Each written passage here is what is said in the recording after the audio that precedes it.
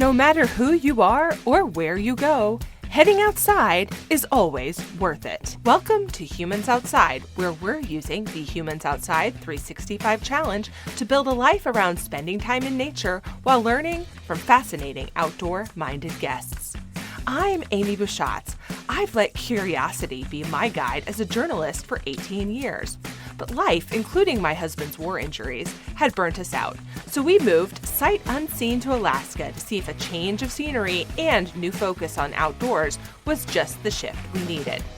Since September 2017, I've spent at least 20 consecutive minutes outside every single day, no matter what, to explore how nature can change my life. Ready to hear from experts and outdoor lovers who make heading into nature just a part of who they are while we work to do the same? Let's go! Hey humans! We are taking a break from new full-length interview episodes over the summer and instead sharing with you some of my favorite and fan-favorite Humans Outside episodes from over the last 5 seasons and more than 200 episodes. As you're building a life around going outside, you might have found that making time to go outside is all about opting out of the things that don't matter to you so that you can opt into the things you do care about, like heading into nature. This episode with best-selling author Cait Flanders is all about those choices. She joined us in October of 2021 to talk about her opt-out habit, and I'm really excited to reshare this episode with you today. Here's my episode with Cait. Sometimes it can be hard to see how much something is holding us back in life until we start to get rid of it. That something can be literal belongings, harmful relationships, harmful habits, or just what we sometimes call stinking thinking. Thought patterns that keep us from taking the steps or doing the things that can give us the lives we're looking for. Today's guest, Cait Flanders, has some experience in offloading things that hold her back. In her best-selling educational memoir, Year of Less, Cait documents how getting rid of literal things and instituting a shopping ban helped her build a life she wanted. And in her most recent book, Opting Out, a podcast of the same title, by the way, she talks about letting go of habits or culture-assigned must-dos that helped her even further. For as much as I enjoyed reading Year of Less, I've enjoyed Opting Out even more because she ties the journey of opting out to preparing for and going on hikes. And you know how I like that. Today, Cait is going to talk to us about what it takes to opt out and what the heck it really has to do with heading outside. Cait, welcome to Humans Outside. Thank you so much for having me. Oh my goodness. I'm like major fangirling talking to you because I so enjoyed your books and I've enjoyed your podcast. And we were talking a little bit before we started recording about, just how you do it and how you record them outside, which is so cool to me. I especially enjoy hearing the water in the background. Makes me feel like I'm at a beach. It's great. Yeah, the podcast is like it's such like a simple project in so many ways, but it has been one of the things I've enjoyed most the past few years. Yeah, sounds on theme. That's awesome. I think that we're people who our projects sort of take over our lives, right? And so then everything just sort of marches right along on theme. Yeah, no, you're right. I'm not a fan of kind of other things taking over life. So that's cool. All right. So we start all of our episodes imagining ourselves talking to our guests in their favorite outdoor space, like we're hanging out, having a conversation somewhere you like to be outside. So describe for us where we're hanging out with you today. I would say, well, first of all, I love the question. I actually just used that or like a similar kind of prompt in something I recorded with a friend. So that's just really fun. Um, I would say, so I live in Victoria, British Columbia, Canada, or that's where I am right now. And there are technically 2 mountains here. I mean, I really only think one of them is a mountain. The other one is like a hill that would take you sort of 10 minutes to get up, but they call it a mountain for some reason. I like to call those a nubbin. Yeah. Yeah. So I would say that we're close to the top of the actual mountain. the one actual mountain. And yeah, there's like a few spots around it where you can kind of uh, like tuck away from the trails and sit like under a tree or by a tree. And you can either look like in the direction of town and like see the city, or you could be on the other side facing the ocean. And I would say we would be facing the Pacific Ocean today. Yeah. Awesome. Love the setting and I Hmm. love the ocean. So this is perfect space to have a chat. Hmm. Uh, so tell us how did you become a person who likes to go outside and sit and have talks facing the ocean? Man, I'm like, it's fairly new for me, or I would say something that didn't really become part of my life until about 10 or so years ago, maybe a little, like 10 or 12. But I would say I started spending a lot more time outside when I stopped drinking, Hmm. which was like, gosh, almost 9 years ago now. And so yeah, like, but as you know, as a kid, I didn't really spend time outdoors.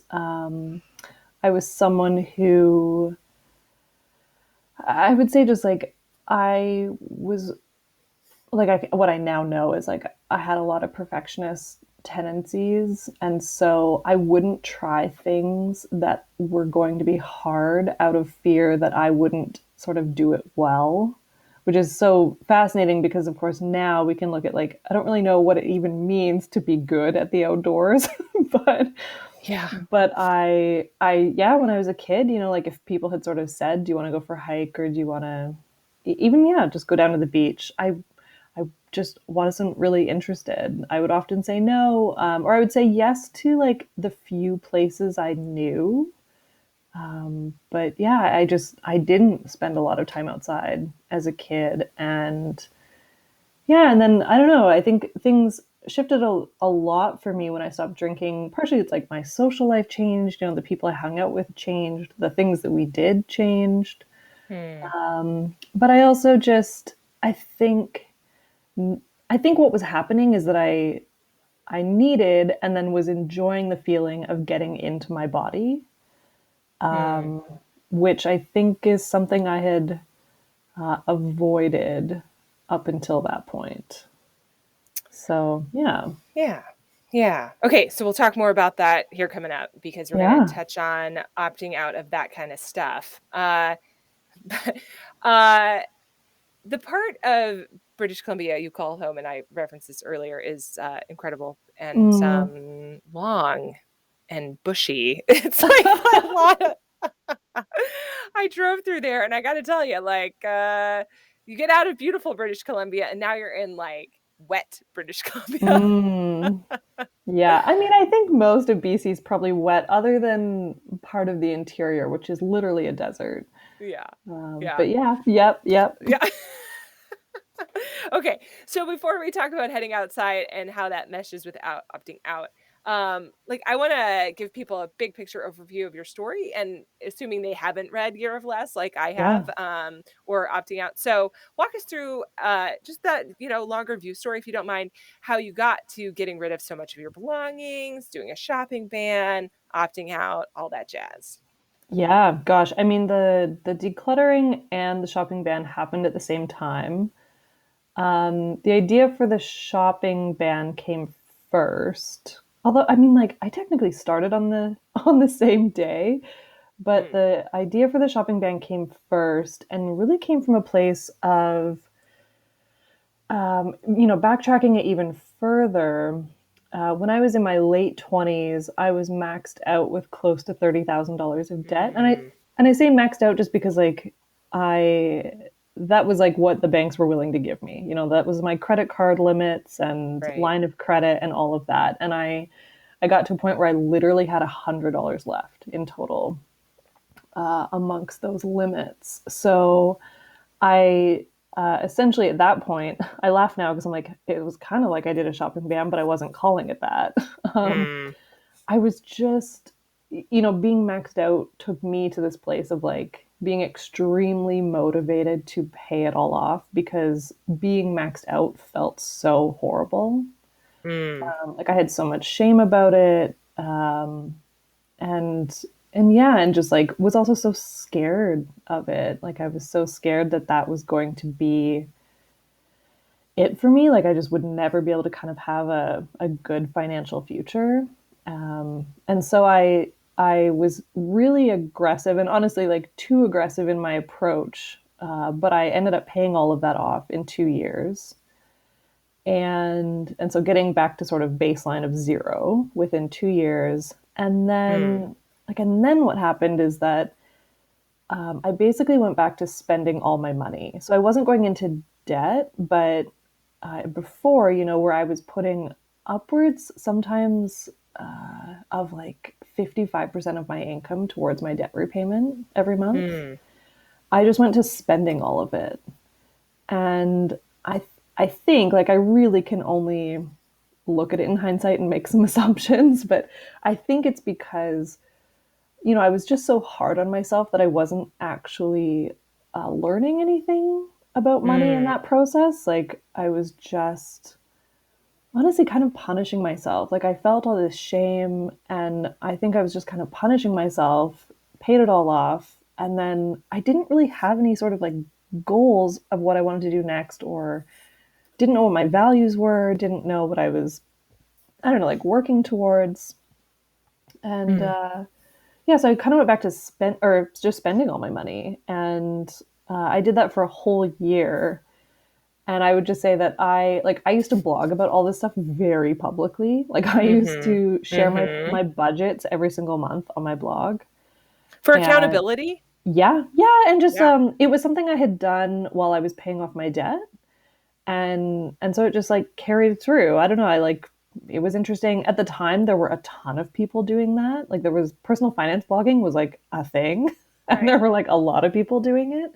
I think now there's like way more concerns of sort of like privacy Yeah. The and world, stuff man. like that. Yeah, but yeah, so I would for it's just to say every single month at the beginning I would share my budget or like my proposed budget for that month, and at the end I would share the actual numbers. And I just never saved, and I would come back at the end of every month and be like, well, here's all the excuses for like why I justified spending all my money. And I did that for a whole year, and then got to this place of just honestly being sick of my own BS. Like I was just like, Mm. this doesn't actually feel good. Like I can make excuses every month for probably the rest of my life for why I can't save money. But like what I'm actually sick of hearing myself say that.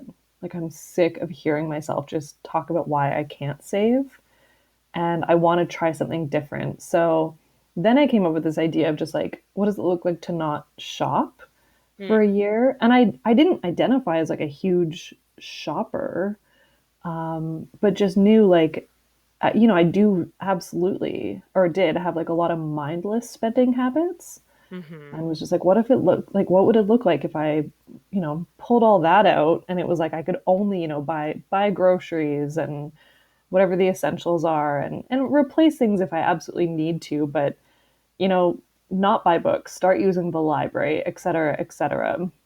Like, what does it look like? And also, what would happen with my budget? Like, I just didn't know. And so I ended up, just to fast forward it, it's like I ended up actually doing it for 2 years and saved a ton of money in the process. Not the 55% that I was putting towards debt, but I can't actually remember the numbers. I feel like I saved something like maybe 30% of my income, or like high 20s, like something like that. And Yeah. I and then I lived off of 51%, and I was yeah, the other was like I actually was spending it, but I was finally spending it on something I'd always wanted to do, which was travel. Right. So with like And an intentionality, yeah, like yeah, it's like a thought, it's thinking through how you want to spend your whatever it is, right? In this case, money. But yep, in your case of opting out, which I'm sure you're going to talk about here in a second, your time, your yeah, energy, who you yeah, are. yeah. And like money ties into those things because if you have certain goals or values or interests or hobbies, like money sometimes is needed for some of those Right. things, Right. right? And Right. so yeah, I would just say like in the past I was someone who it's like I didn't even know what my values were or just they weren't they weren't like actual priorities. I wasn't making them priorities. Even that like travel, it's like I always made excuses for why I couldn't. Mhm. I shouldn't say excuses. It's like travel was something literally that growing up I was told was like not an appropriate way of life. Mm. Like just this very practical kind Yeah. of working mindset of like, well, Mhm. no, like you have to work. It's like And excuses for why you shouldn't instead of yeah, couldn't. yeah. And so like all of that, like I just took all that in and was like, well, Mhm. even though I want Mhm. to travel, it's like not really an option. So, but Right. anyway, so like at the same time though that I did the shopping ban, I also just thought decluttering would be a great idea for some reason. Right. And that, I mean, just the simplest story is like I moved, like before I began all of that experiment, I moved 5 times in a calendar year, Mm. which is horrible. and and that meant that 5 times in a row, I moved boxes just from like place to place to place to place Yep. and realized how much stuff I owned that I never even looked at and that I was like, spending time and money moving around, but I never looked at any of this stuff. Yeah. So yeah, I just, it started with like, well, I'll just go through all these boxes. Like I'll start there and like see what all Right. this stuff is.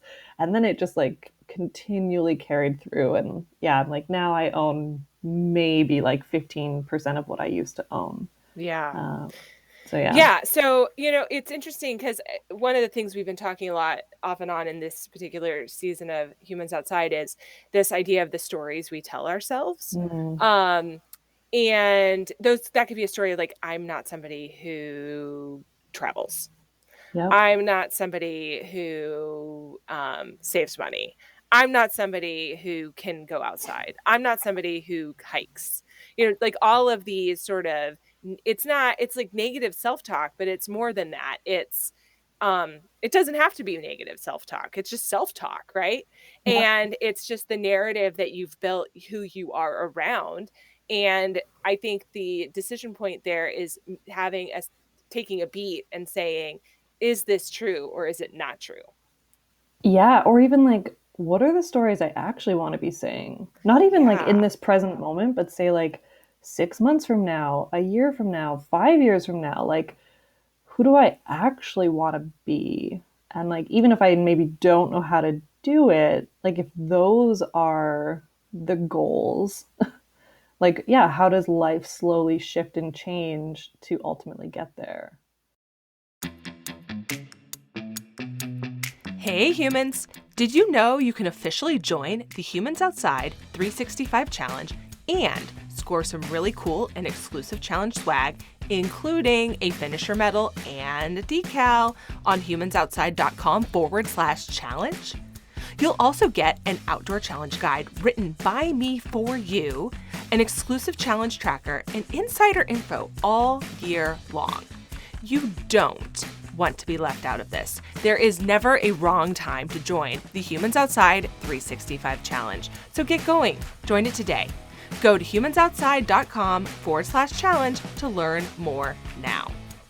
Now, back to the show.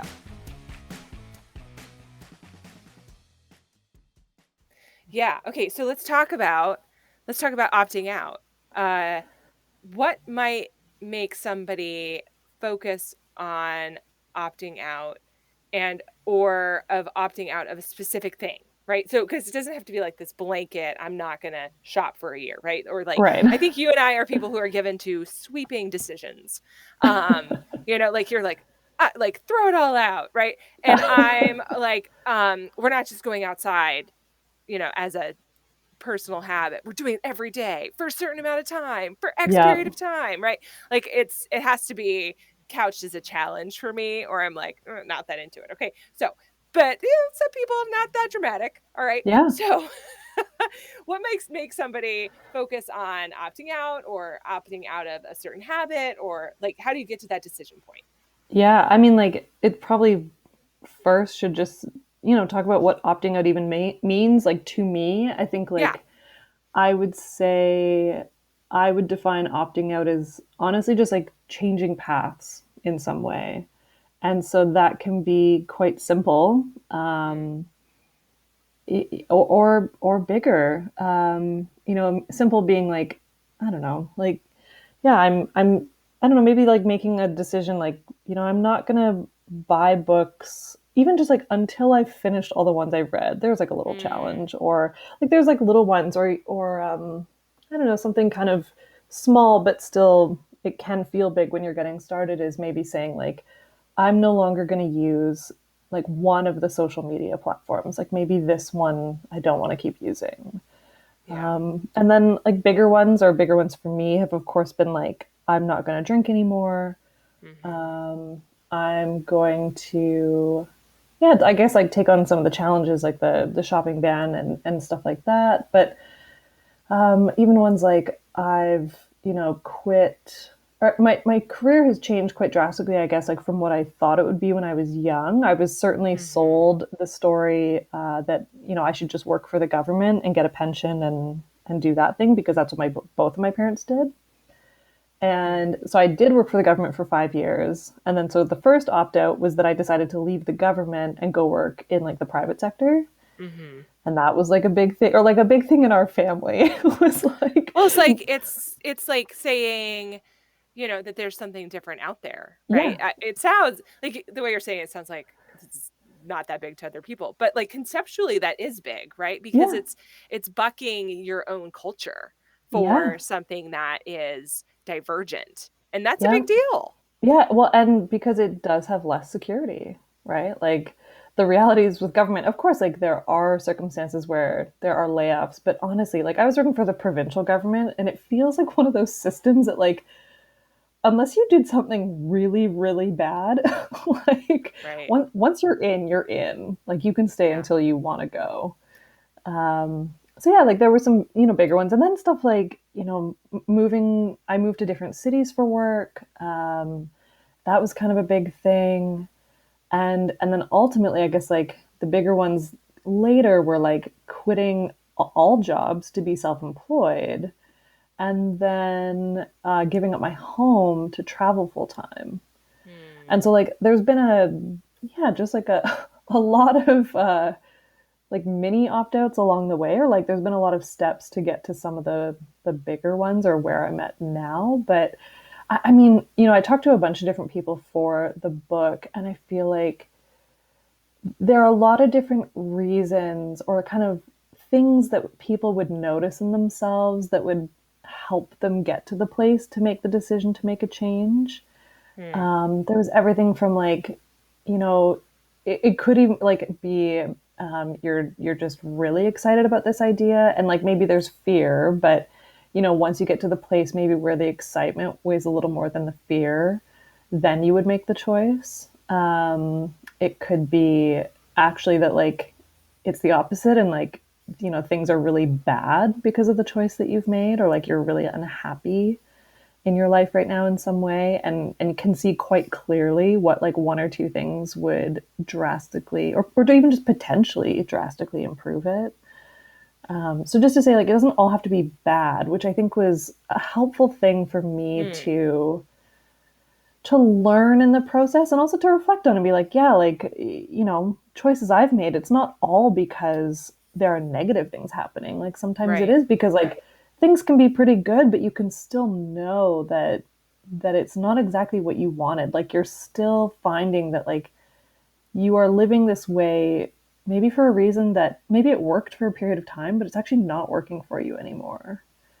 So one of the things you talk about in opting uh, out is having somebody who can point that out to you and then listening to Mm, them. And I think it's like this and learning to listen to yourself, right? So it's like this continuum.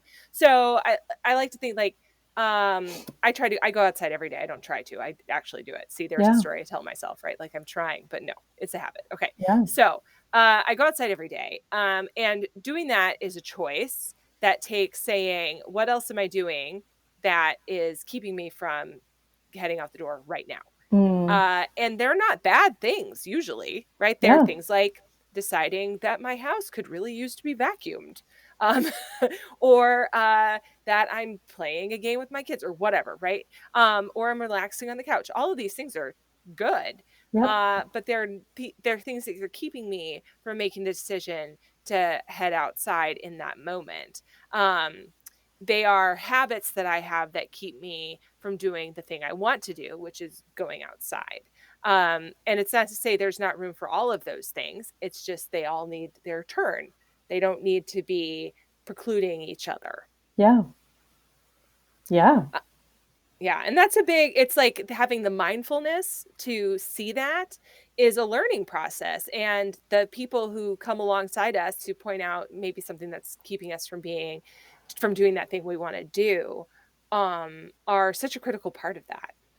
Yeah, they can be. I mean, like, because there's two pieces of it is like sometimes people will tell you things and you can feel in your gut that that's not right.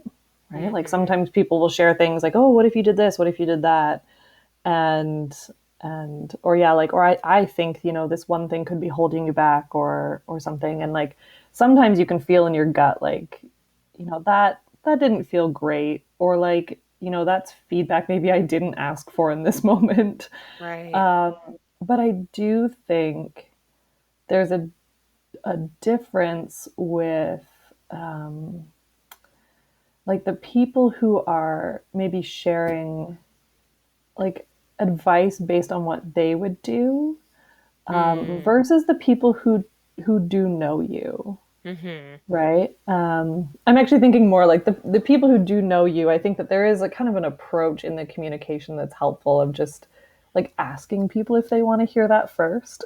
like, Right, right, right. are As you are opposed to you like random internet stranger who's like, or like guy you haven't talked to in a really long time who dives in yeah. like, I can't believe. In fact, I remember you talking about this in your book. Like people are like, I can't believe you're doing this, or and she's like, who asked you? You know? Yeah, yeah. But what I think is important is like I'd say like when you finally make the decision, like there is a change you want to make, I think it's really important to find, even if it's just one person, Mm, who will like help you stay focused on that. Like they will help you stay on that track and do the thing that is feeling important to you because I think it's really easy. Like even it's actually like the easiest thing in the world probably to find people who will enable you to stay on the other path, like the one you're currently on. Like mm, it's really easy to find someone if you're like, let's say, yeah, like you want to go outside every day and that's the goal. There's a lot of people probably you could text and just be like, oh, I don't feel like it. And they'd be like, oh yeah, just don't do it. Like just don't bother. mm. It's really easy to find those people. And so Yeah, actually it's really important to find like one person, just one who will always encourage you or like ask you questions to get you back into the frame of mind of like why this is yeah. important to you. How do we find that person? I have one, and I'm trying to think of how I found her, and she just sort of happened upon me, or she found me. Not clear, but how do we find them? Yeah, I mean it's hard. I will say I haven't really like said this publicly anywhere, but in the book I talk about like who that person has been for me for a long time and what's hard is actually we no longer speak after like a very Mm, long-term friendship. That ended this year. And so like that's sort of I'm sorry. thank you. Yeah, it's which also is like a whole topic that I think is interesting of just yeah, like losing friendships as an adult is actually quite hard. Yeah, Um, it really but is. I think it's yeah, like harder than when you're a kid because I don't know, maybe it's when you're a kid, your parent sits there and it's like, it's okay, but yeah, as an adult, you're like, is it? So yeah. Well, or even like, I don't want to say it's harder than a breakup, but like I don't know. I think it might be. kind of in some ways, right? Like not in all the ways, but in Yeah. some ways.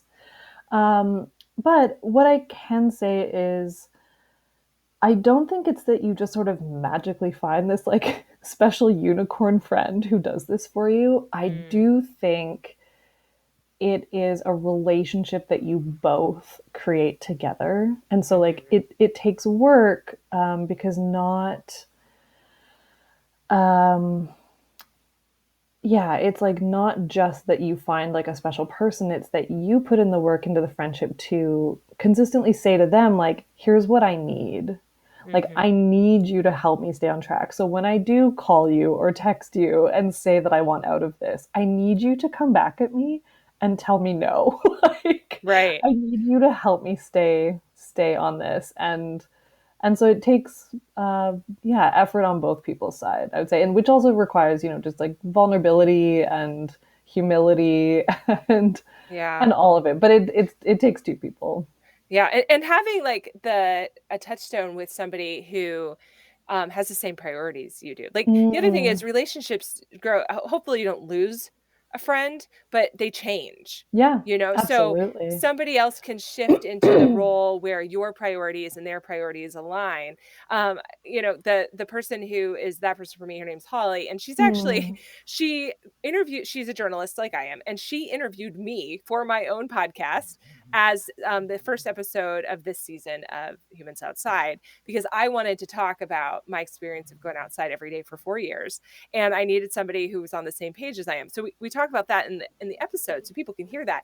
But she's also the person who, she sent me a text message yesterday saying that she was nervous about she was going to go for a hike alone today for mm, her birthday. Her husband was taking care of the kid, sending her on a hike by herself, and she doesn't hike alone. She hikes with other people, and she's mhm, not so into getting eaten by a bear, right? Like, who mhm, is? mhm. And they're in a part of the country right now with which she's not familiar, so on and so forth.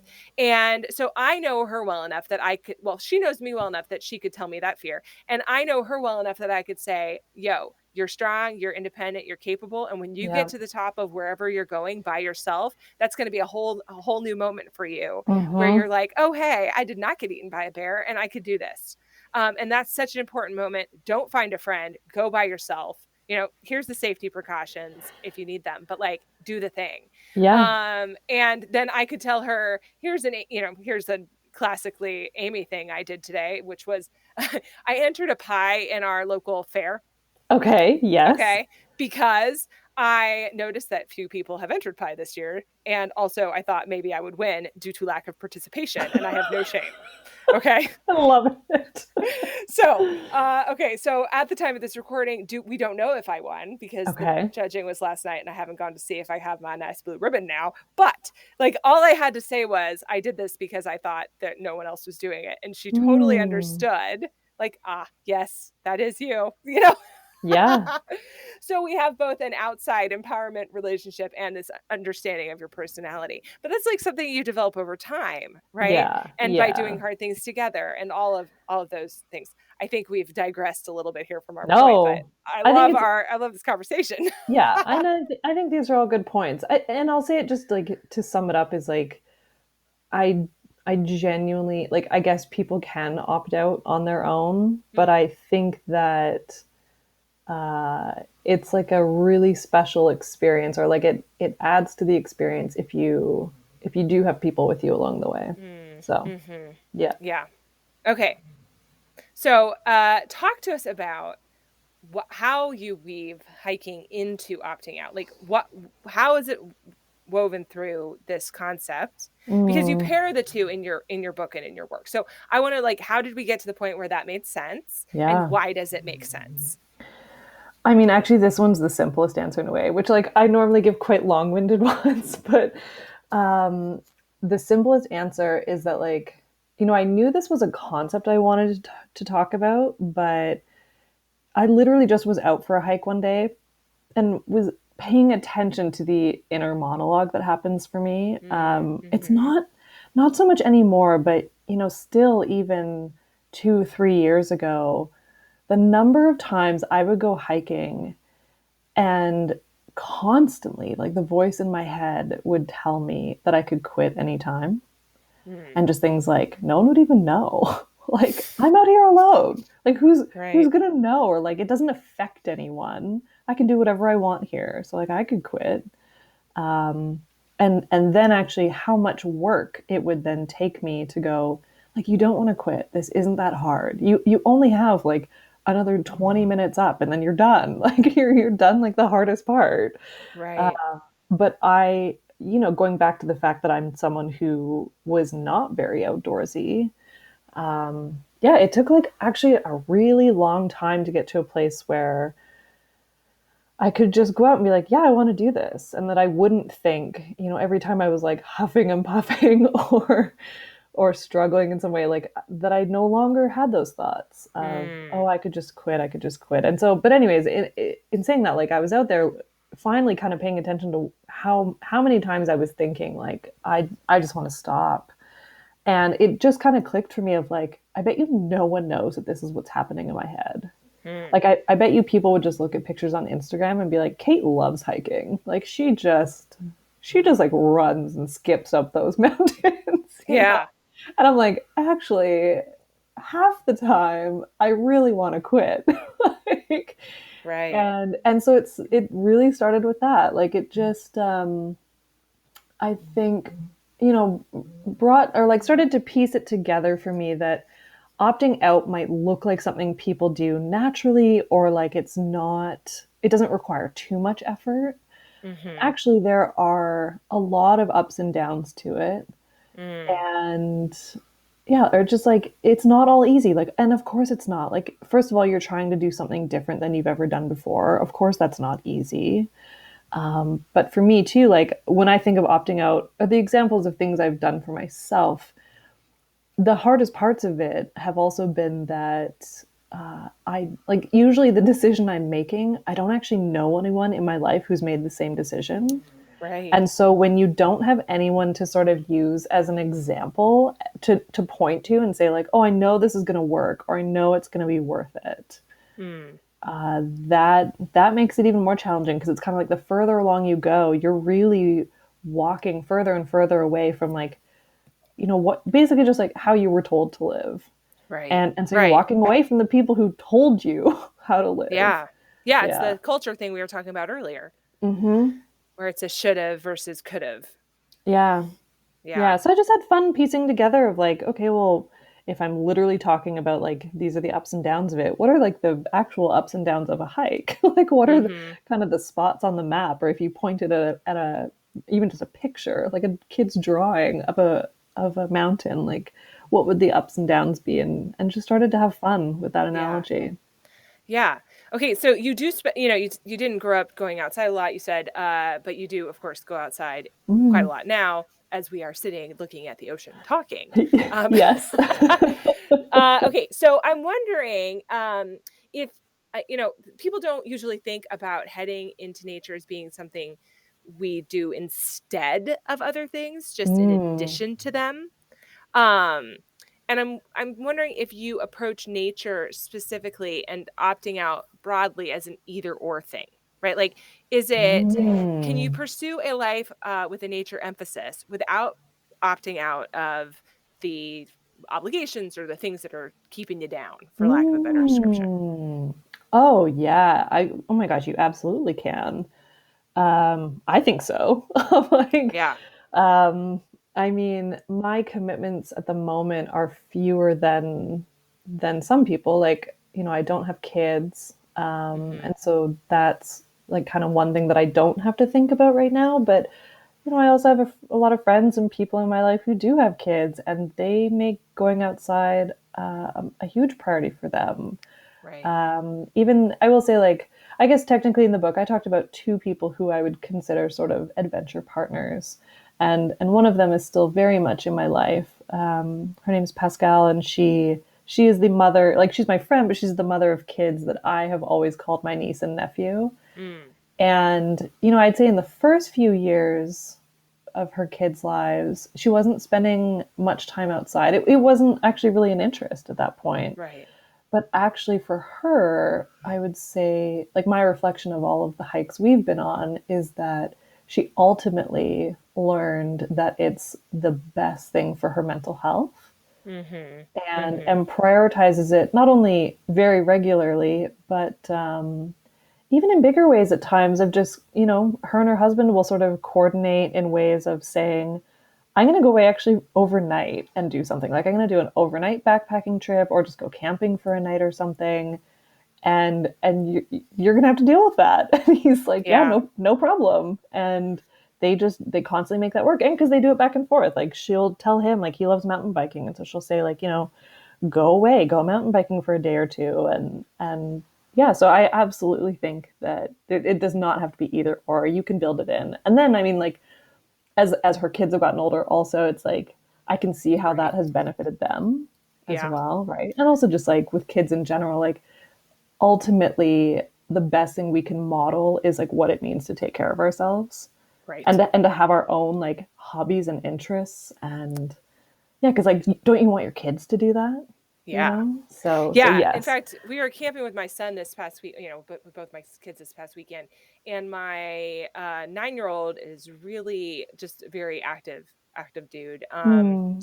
He spends all of his times when we're outside, like wandering around the bushes, smacking things with a stick. Okay, like this is just very like, the Yep. bushes are rumbling, and you're like, is it a bear or is it Huck? No, it's definitely Huck. He's always having some sort of battle. Okay. But I looked at him and I saw in my mind's eye 1-year-old Huck who's just toddling around outside Mm. falling into holes because he's tired, covered in dirt, or sitting Mm. even younger in a high chair, by a lake crying because it's a bajillion degrees outside and he's hot. It's just like Oh. over it. Okay. And Yeah. I'm looking at this kid thinking like this is how we've raised him. We've raised him to be in this bush hitting something with a stick. And I was just like, what would this look like? Like what would our lives look like? What would his life look like if this was not what we did? If this was not who we were? Mm. How would he be a fundamentally different person if we if our family priorities were, movie nights, which I mean we do movie nights, but Yeah, we yeah. don't do them instead of camping, right? Like Right. if we were more people who spent our time inside than outside, what would his life look like? What would he be like? What would his personality be like? And I'm so grateful for the person he is, but it's always interesting to think about the person you're not, even with your kids. Mm.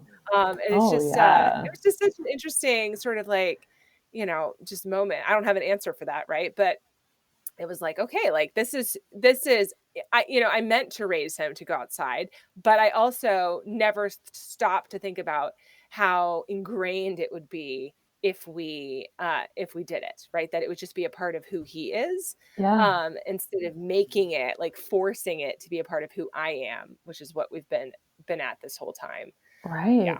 Yeah, well, So and it also is like feels like that's such an interesting question of like, yeah, who would he have become? And it's like it's not even that either is right or wrong. It's right, just exactly. so Exactly. yeah, yeah, like how would he be different? Yeah.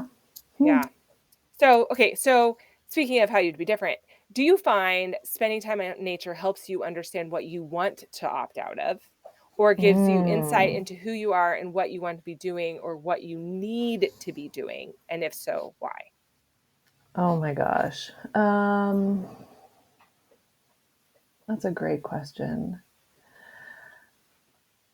And it's gonna like like the first thing that came to mind is sort of like no and like Mm, no, I don't think that nature necessarily is what informs me to or like yeah, what I want to opt out of per se, but I think what nature does, this is the and, is like it reminds me to be present, especially right now. Like we're mm, in like the seasonal shift, right? So you can like mhm. literally see how the earth is changing around you. Yep. And so it just reminds you to be present. And I would say like I don't make all my decisions outside, but that reminder to be present, I think like presence and awareness is what helps me decide to opt out ultimately. So like yeah, I think like nature has certainly helped me get more present and like notice things in a way that I didn't. Mhm. But yeah, Yeah. Yeah, I yeah. feel that way too. Like, again, like there's no right or wrong No. decision. There's what's right for me. There's what's right for you. Yep. And there's what I've noticed is effective, and that's what we're here talking about. So, Yeah. okay, Yeah. so let's say people are like, "Oh, opting out, that sounds like my jam." Uh, what can you share 3 or 4 tips maybe that people can take to like use to figure out what they should, if anything, what they should be opting out of? Yeah, gosh. And this is where it's like that the answers to that would be so personal. Like I Mhm. can't even imagine all the possibilities out there of things that people are currently doing and might want to try doing differently. Like it's Mhm. kind of infinite in a way, right? Mhm. Um, How do but you I would, see that though? How do you see what they might be? oh gosh, um, yeah, you know, it kind of goes back to a bit of what we were talking about before, like the things that maybe you're either experiencing in your body Mm. around say like the thing you're currently doing. That's one option. So that could be like, you know, the thing you've been doing forever and ever all of a sudden like doesn't feel right anymore. It might feel might give you anxiety all of a sudden now. It might make you angry. It might make you feel claustrophobic in some way. Those are sort of like options of like negative feelings. The other could be that Mhm. you're the thing you're thinking of changing to or like shifting over to might feel exciting or like it could be helpful, and like maybe you're nervous still about even trying it, but yeah, it's like you can just imagine what the benefits would be and know that you want those in your life. Yeah, it's kind of a big question. I think like it's more maybe like tips for like once you actually make the decision, like when you actually decide like yes, I am going to do this thing, I am going to do this thing that is maybe not what I was, you know, planning for my life, but i Mhm. i do want to try going down this new path and see what happens. Like one of them would be, yeah, you know, having one person in your corner who is going to help you stay on this new path Mhm. Mhm. and not just to encourage, because there's going to be a lot of people that encourage you to go back. Like this is like I think the biggest thing I've noticed is that you can hold all of the excitement and like good energy in like kind of the early couple stages of it. Mhm. But as soon as you waver, like if there's any sign of feeling hesitant or nervous or scared to keep going, Right. there are lots of people who will tell you, yeah, stop, come back and do things the way we were doing it before. I Yeah. think about this very specifically with things like when I quit drinking. Mhm. Mhm. I was just thinking that. Yeah. Like there's absolutely people I could call who even now, you know, 9 years later would probably say like, yeah, come on over. Like, oh, I'm so happy you're gonna like have a drink again. There are, you know, people who in moving away would much rather me come back and stay where I was before. Yeah. Quitting jobs, yeah, like if you show like, you know, self-employment's actually not working out or something, a lot of people would love to just be like, well, just go get a job, everything will be Yeah. fine. I think you just hit on something really important, which is like you would love to be where you were before. Um, it's not like to me, it's like just because something's hard doesn't mean it's not the right thing for you. Yeah. You know, like, and it's not like it can be the right thing and it can be easy sometimes and it can be enjoyable most of the time. That does not mean it won't be hard also. Oh my gosh, I think all of my opt-outs have been hard. Like, Yeah. I Yeah, don't so think you any of them so you have been move, easy. like, you traveled, you decided to, give up your apartment, you know, you do all of these things, you kinda opt out of this normal, quote, unquote, Yeah. "life," right? And traveling's hard, and doing all those things are hard, and it doesn't mean you don't miss the thing you gave up, and Yep. that applies to drinking, that applies to everything, but at the same time, like, the net gain, like, if you're talking about finances, right? Like, you zoom out and you look at, "Okay, is this worth it in the big picture?" The Yep. answer is, for me, inevitably yes. And guess what? If you zoom out and you say, is this worth it in the big picture? And you make your pros and cons list or whatever your process is, and you realize that no, it's not, you can always like go back. Yeah, you can. I mean, like, I'm a big believer now in knowing that yes, you can go back. You will go back different though. Like, Mm, because the reality is like if you even attempt to try something different, you're going to learn something. mhm, And mhm. you're gonna now have that experience with you. And so that doesn't mean that you can't go back. It means you're gonna go back with like, you know, new Yeah. information about Oh, yourself, about the world, about people in your life, like whatever it is. You're gonna go back such a good though with point. some kind of new information Yeah. that will continue to inform, yeah, just as you keep going. But yeah, I think like, yeah, finding someone who will stay on the path with you.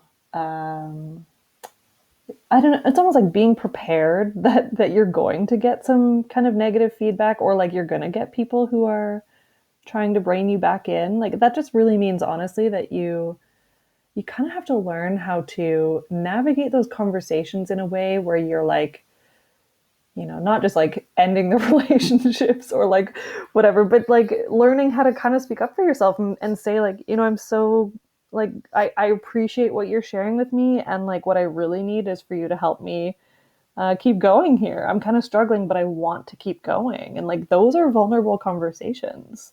Right. I do think there's a level of knowing that when you're opting out, like your life is going to change. Hmm. Maybe it's just, your social life changes a little, or, maybe it's not big things, but I think almost like you have to get to a place where you know that that's going to be true before you even begin, or else it'll be just a lot harder when it does start happening, Mm-hmm. like harder to Mm-hmm. grasp. But I also think like trying to treat them all kind of like an experiment, meaning like it doesn't have to be a pass or fail. Like it doesn't have to be this thing that, if you don't do it forever, or if you don't do it perfectly, then like somehow you failed. I think like embracing it as a learning opportunity is huge. Because then kind of like no matter what happens, you are going to come out ahead in some way. Right. And so Right. like that just feels, I think, really important. Also because I know if I make something like a pass or fail, then as soon as I kind of do it wrong, I'm like doing quotation marks like with my Yeah. fingers. Like as soon as you do it wrong, it's so easy to self-sabotage, to give up. And it's like you don't want to do that. Like if it's really important to you, you don't want to do that. So instead, like any moment that's kind of hard, or maybe you have sort of quote unquote messed up in some way, just sitting with that and being like, okay, what happened here? What was the trigger? Like what made me do this thing, or what made me, yeah, kind of give up on this? And like, do I want to keep doing that, or like, what can I learn from this, like to keep going? Right. Oh, such good advice. So good. Okay. We could talk about this for the rest of our lives. Pretty sure. Truly, Yeah. truly. All right. Got to cut it off at the pass here. Okay. So here's how we wrap up our episodes. I like Yeah. to know what people use as outdoor gear, because Mm-hmm. like their favorite, most essential, because I have gotten so many great recommendations Mm. from this section. Please see my like I'm like basically a puffy pants evangelist now because That's somebody amazing. recommended them here. And like I'll go to an event. Like I was at this race last week and somebody, was talking to me in the line for the bathroom and I was all, but have you seen my pants? So because you need these. I'm so warm right now because we were talking about how we were all cold. And they're like this puffy pants are amazing. Okay, so I got to know like what is your most essential and then also your favorite outdoor gear, which might be the same thing, but sometimes these are two different Mm. things. So tell us, Cait, tell us.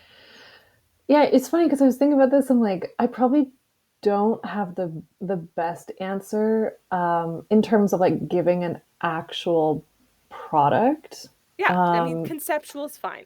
yeah, I'm like, I mean, just one thing that I would say that was uh, good for me to try and then to learn was to not buy gear necessarily because I like the look of it Mm. first. Mm-hmm. And actually, it's been to try everything on Mm. and like see Mm-hmm. what actually fits me best and what feels best on me. And so like Yeah.